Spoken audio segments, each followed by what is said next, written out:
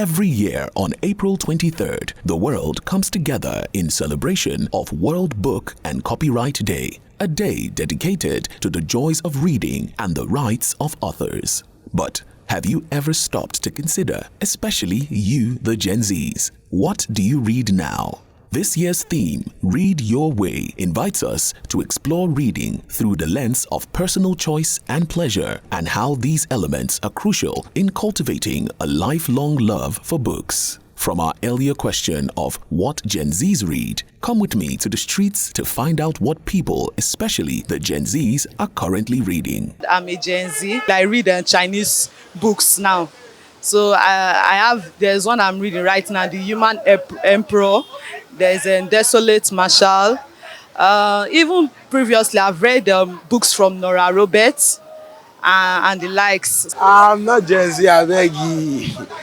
But I don't love reading a lot, but I have to reach out because of school. Gen Z, I don't know. I love reading novels to keep up my time, to not be bored. I'm Gen Z. Like when I want to have exam, that's when I read. I'm a Gen Z. Type of book I read are inspirational books, motivational books, and books written by Yemi Davids. I'm not Gen Z, I'm millennial.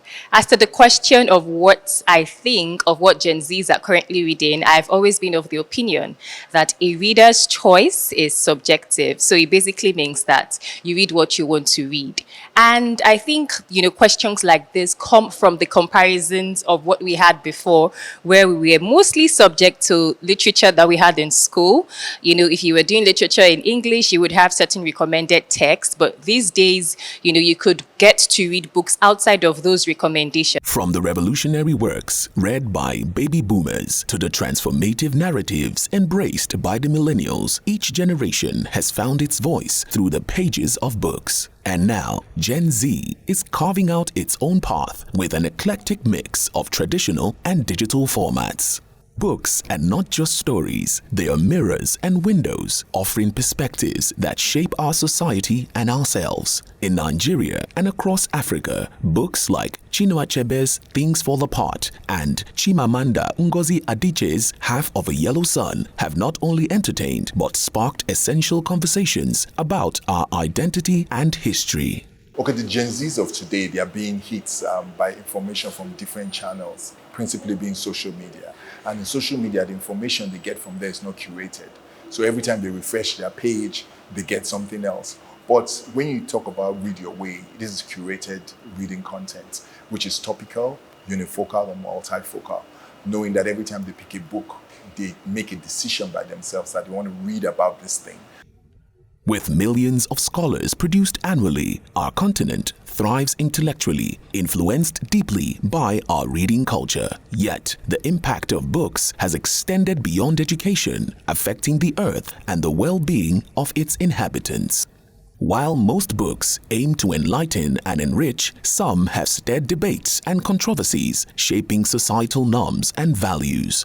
The inclusion of diverse narratives, including LGBTQ themes in children's literature, has both been celebrated and critiqued, reflecting the dynamic nature of our societies. There are stages in life. A baby is fed the mother's milk. And then, as the child grows, the child is fed, adult food, solids, and all of that. I think that's what education should also be. At a certain age, the child receives certain kind of knowledge. And that knowledge they receive at that age prepares them, it's like a foundation, prepares them for even more complicated knowledge that they receive in the next stage of their life. So age-appropriate material is definitely the way to go. But even age-appropriate material also has to be empowering. It has to give the child an ability to be able to match their mental development with the society they are in. Economically, the book industry remains a potential force, generating significant revenue annually. But beyond finances, books have the power to add immense value to society, promoting sustainability, empathy, and global awareness.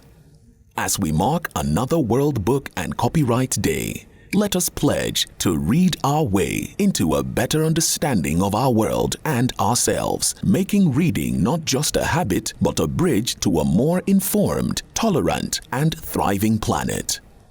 Join us in celebrating the power of books. Read, share, and let's shape the future, one page at a time.